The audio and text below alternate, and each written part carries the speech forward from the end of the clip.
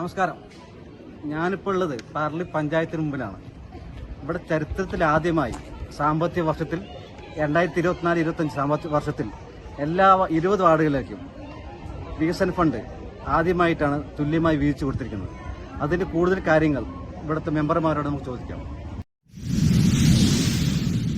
പാർലി ഗ്രാമപഞ്ചായത്തില് 2020 ഈ ഭരണസമിതി അധികാരത്തിൽ എത്തുന്നത്.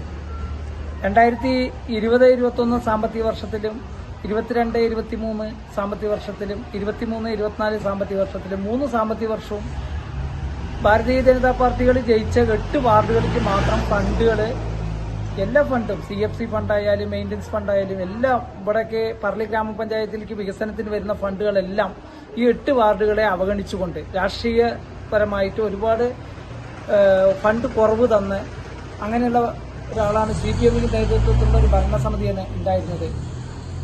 എന്തായാലും അതിന് ഞങ്ങൾ കൃത്യമായി DDP ഓഫീസിലെ പ്ലാനിംഗ് ഓഫീസർക്ക്, ചീഫ് സെക്രട്ടറി തിരുവനന്തപുരം ഇവിടേക്ക് ഞങ്ങൾ എല്ലാ ഓഫീസിലേക്കും ഇതിന്റെ പരാതികൾ അറിയിക്കുകയും DPC അംഗീകാരത്തിന്റെ നടക്കുന്ന വേദിയിലടക്കം ഞങ്ങൾ ഭാരതീയ ജനതാ പാർട്ടി അവിടെ ഞങ്ങളുടെ ആവശ്യം ഉന്നയിക്കാൻ വേണ്ടി മെമ്പർമാർ അവിടെ പോവുകയുണ്ടായി. ആ പോകുന്ന സമയത്ത് പോയതിന്റെ അടിസ്ഥാനത്തിലാണ് അവിടുന്ന് എല്ലാം സെക്രട്ടറിക്കും പാർലി പഞ്ചായത്തിനും ലെറ്റർ വന്നു. ഇവിടേക്ക് ഓരോ കാര്യം എന്താണ് ഇവിടെ ഈ പാർലിയിൽ ഇങ്ങനെ പ്രശ്നം നടക്കുന്നത് എന്ന് പറഞ്ഞിട്ടൊരു ഇത് വന്നത്.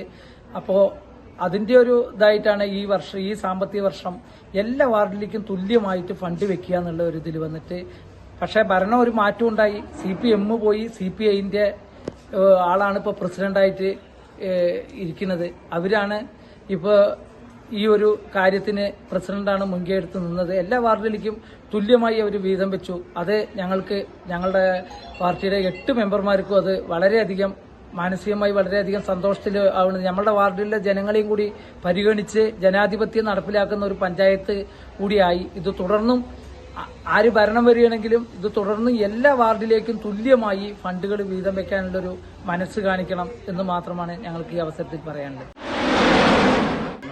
ഞങ്ങൾ ആദ്യമായിട്ട് പഞ്ചായത്തിൽ 2021-22 സാമ്പത്തിക വർഷത്തിലാണ്. ആ സാമ്പത്തിക വർഷം പുതിയ റോഡുകൾ ഒന്നുപോലും നമ്മുടെ BJPയുടെ 8 വാർഡിക്ക് പോലും കിട്ടിയില്ലായിരുന്നു. 2022-23 ഏതെങ്കിലും ചുരുങ്ങിയ ഒരു വാർഡിക്ക് മാത്രം വെച്ച് ബാക്കിയുള്ള 7 വാർഡുകളിൽ തടയുന്ന സ്ഥിതിയാണ് ഉണ്ടായത്. ആ പ്രകാരം ഞങ്ങൾ ഹൈക്കോടതിയിൽ സ്റ്റേക്ക് പോകുകയും സ്റ്റേ അനുകൂലമായി കിട്ടുകയും ചെയ്യുന്നു. പിന്നെ അതിന്റെ ഭാഗമായിട്ട് പഞ്ചായത്തിലെ ഒരു വർഷത്തെ വാർഷിക പദ്ധതി കംപ്ലീറ്റ് മുടങ്ങുമെന്ന സ്ഥിതിയായി. നമ്മൾ BJP മെമ്പർമാർ മൂലം അല്ലെങ്കിൽ BJP പാർട്ടി മൂലം ഈ ഒരു വർഷത്തെ സാമ്പത്തിക പദ്ധതി മുടങ്ങണ്ട എന്നുള്ള ഒറ്റ കാരണത്തിലാണ് ഞങ്ങൾ സ്റ്റേ പിൻവലിക്കാനിടയായത്.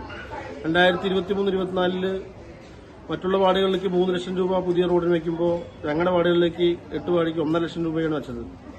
അതിലും ഞങ്ങൾ പരാതി കാര്യങ്ങളായി പോയതിന്റെ ഒരു അടിസ്ഥാനത്തിലാണ് 2024-25 സാമ്പത്തിക വർഷത്തിൽ എല്ലാ വാർഡുകളിലേക്കും തുല്യമായി ഫണ്ട് വയ്ക്കാൻ കാരണം.